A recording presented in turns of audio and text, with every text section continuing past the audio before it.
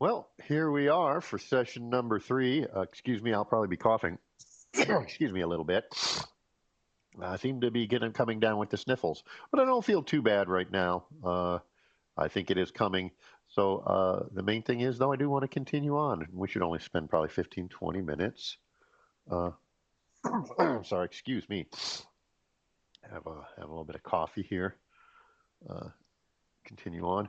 Let me get rid of my keyboard tray as usual so I can get closer. There we are.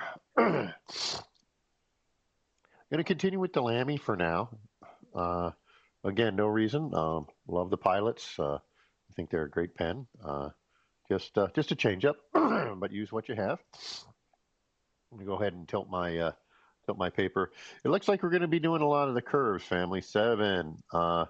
This can be challenging, I find, the curves, because you're out in the middle of nowhere. A line we all understand, but what the radius of the curve is a little more difficult, I think. Challenging. It presents an interesting challenge. Let's stay positive about things. Let's not get negative on it. Sizing, yeah. See, I'm already. Excuse me. Who was it? Was it Michelangelo that legendarily purported to be able to draw a perfect circle freehand? I think that's the legend. I don't know if any of it's true, but that's difficult. Now notice there, I'm not closing. That's a problem. We want to correct that. um, that's the one stroke E, as I was talking about on another episode. The E's, if you don't watch out, can become these kind of loopy things, E's and L's, like L. You just get these loops. We won't actually be using this round hand L, but that's just an example of what can happen. So to combat that, there's also a two-stroke E, where you make basically the C section, and you come up and separately do the loop of the E, which is nice. Now you do lift your pen, so it's maybe a little less fluid, but it has a neat benefit that we'll see later as we move into cursive from italic. Happy little E's. My Bob Ross on. Just drawing happy little E's. Excuse me. As you can see, I'm falling into the nonverbal format. So strange because I'm working on words. When words become shape. I feel like Muad'Dib. So things have sounds. All right. E. I'm going to practice the one stroke E for a little bit. Now, one thing I think they're doing, if you notice the model versus mine, is of the C section, bringing that tail up so I'm not doing this and making it essentially a descender face the other way. Bringing it back up. Excuse me. That's going to need a lot of practice. Oh, they gave me a second to do the two-stroke E. Well, it's such a context thing, and I would like to learn more hands, but let's just start with this one. Hands being the fonts. So I don't want to say I like the two-stroke E more, but for this particular cursive, I think I do. Again, that's a very personal preference. That's why it's an option, but you'll see why later. S, ooh, not so good. Not so good. 1,000. There we go. Shit. Not so good. Whoa. I used a bad potty word. Tourette'sing a little bit today, I think. A very stressful time. Nothing major. Just schedule stuff. Stuff I don't want to do. And now with the sickness, I feel like I'm going to be losing a day or so in a time when I don't really have that to lose. So it's not I don't have anything to complain about, but I still do. Ooh, I felt pretty good about that one. That one felt good. I like that one. Sometimes you ever have that with anything. Writer's cramp. Remind the hand what to do. Just like when you hit a sweet spot on a tennis racket or something, and it's easier, but the ball also is faster. Every once in a while, you get that with S's, and then you chase it. It's the chase. It's the chase. Knees need some work for me. I'll definitely get to that. Excuse me. Excuse me. I am sorry. I am definitely coming down with something. I've been sneezing for the past few days. That's kind of interesting. It's interesting. It's a lowercase that they put. The loop is almost of the F is almost in the candy cane of the F is almost an ascender. It goes beyond the halfway mark where a lot of the letters stop. He has a little itty bitty one.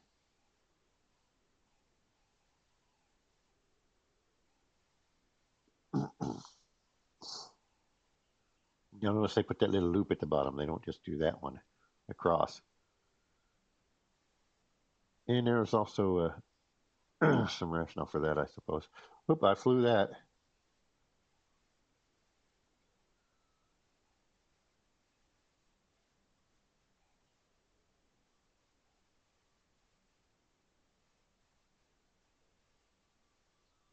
I'm crimping a little bit still, but crimping less.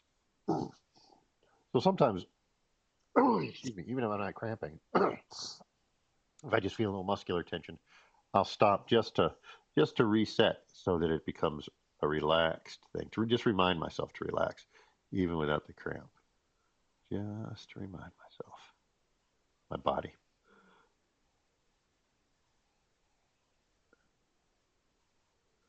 A little uneven there. That's one of the practice things. Now that is, I think, tends to be just more rote. There are some guides as to what size things should be, but it's still just a matter of executing on that.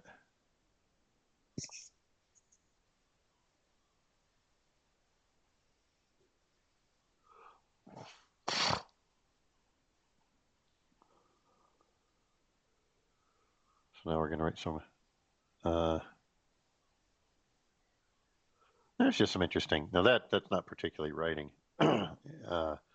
handwriting, but it's just a interesting historical thing.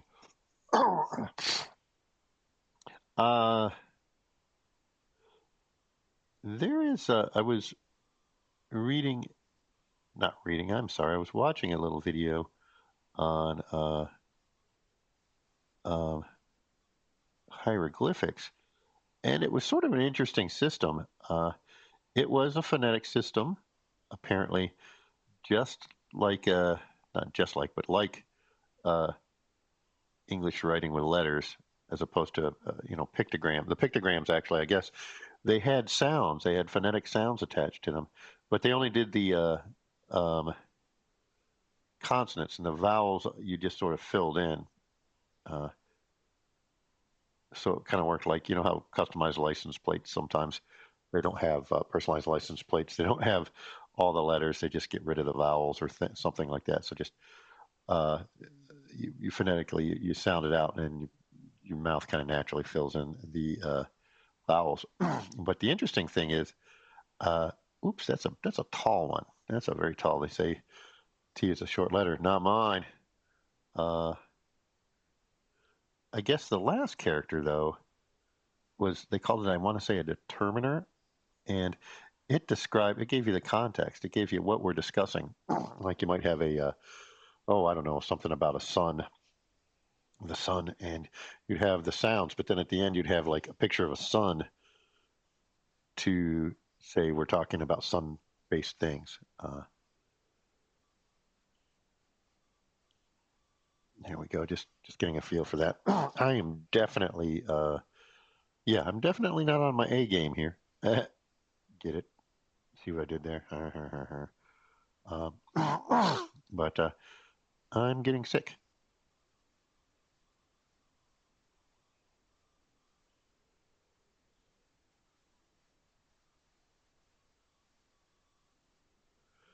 I think I mentioned my wife was a neuroscientist, and one of the things she studied, or her big thing she studied, was the excuse me, when you her research was about how when you are sick, you really are stupid.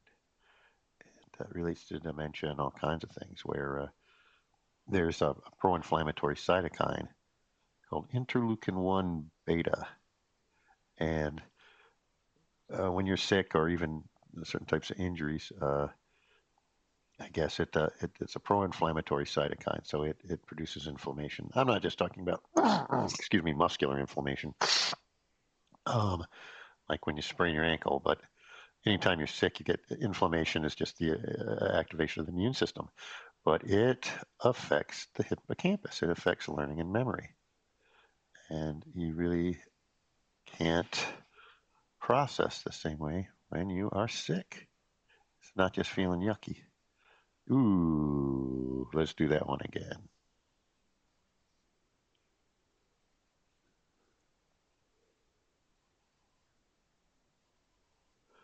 Now, again, these are, I believe they call them pangrams. Is that the correct term? Talk about being sick and not doing well with the memory. That's where we're at.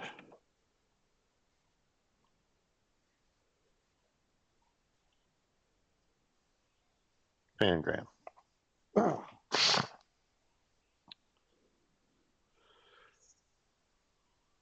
Lowercase is built on the elliptical, shaped like an ellipse, an oval, an ovoid. Now here, they give you some good advice. So read that.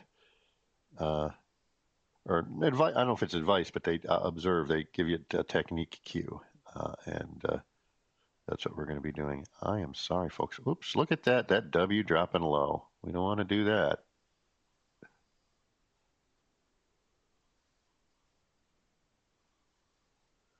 So I think the trick here is slow and deliberate.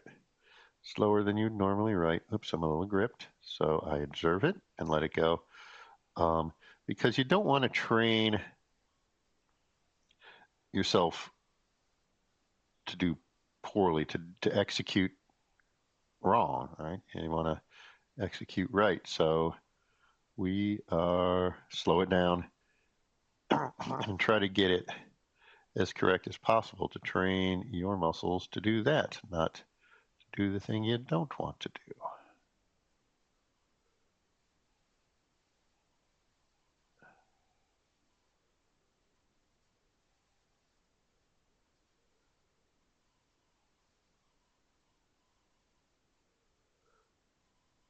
And it's kind of fun. The things you're actually writing, if you notice, or at least not all of them, but this one, they're actually having you write the observation.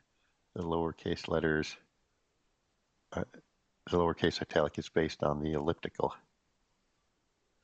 I'm pretty sure they don't mean the exercise machine. Here they give you some guides, slopes to get you. Ooh, look at that. That was not well executed. But since we're very constrained here and we're following this, I am going to continue on. But look at that. They give you that angle to deal with. So that's actually pretty helpful.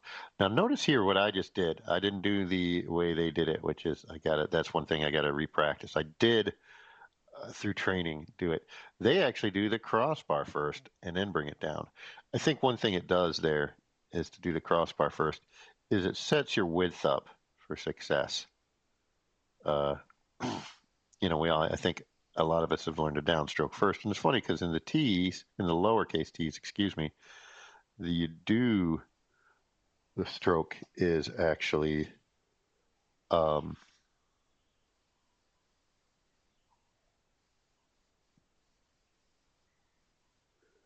they start you out on excuse me, Downstroke. My apologies. There it is. Downstroke first. One interesting thing about double T's, though, it's always kind of fun, is you get to double cross them, which is, I suppose, with the capital T, you're never going to do that. There's not going to be a capital T in prose. Uh, but that's always, I think that's always, everybody wants to be a little bit of a cool kid. And being able to double cross your T's. Ooh, ooh, oh. You can say it, dude, what not to do. H is a pretty long, wide letter, excuse me. Y catching that. I get that nice little tick there up. Ooh, that's wiggly. But I'm going to give it, based on my health today, I'm going to give myself brownie points for just showing up.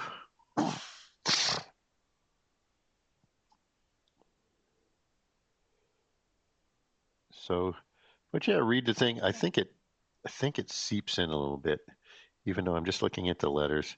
I think I'm reading it somewhere in the back brain. Wow, that was bad.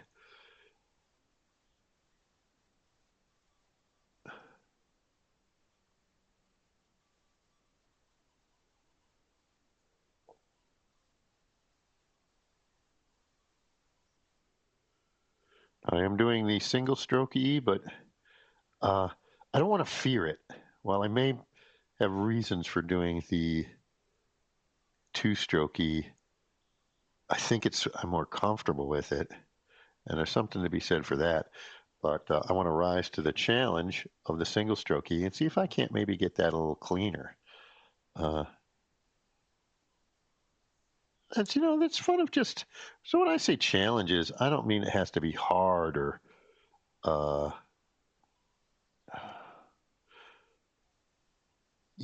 provide just too much difficulty and that kind of challenge where it's sort of a euphemism for just being bad. I Here we go. Side stroke first. I think the interesting thing about writing it, and I don't think I realized until I started repairing it, and I had to repair it sort of cerebrally, a little off there in the spacing. Uh, is that there are choices to make. There are choices to make. There are there's kind of things to do, if that makes sense. Uh, it's not a mindless activity, and there's strategies, and you can decide how far to go with it, like even how tight your curves you want to be. If there's any flare you want to do. Oh, here we go. We got a double T. Oh, this is a gravy.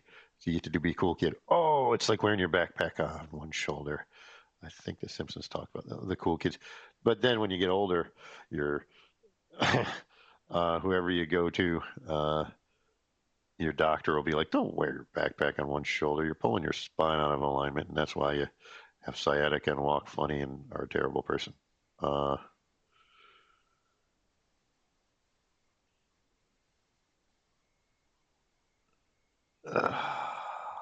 ooh, flew that E.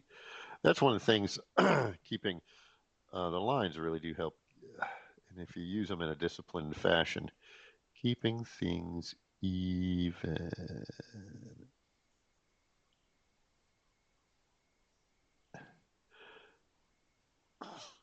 Now, one thing, and I'll talk about that with journaling, is sometimes, and this I got from uh, drafting, manual drafting.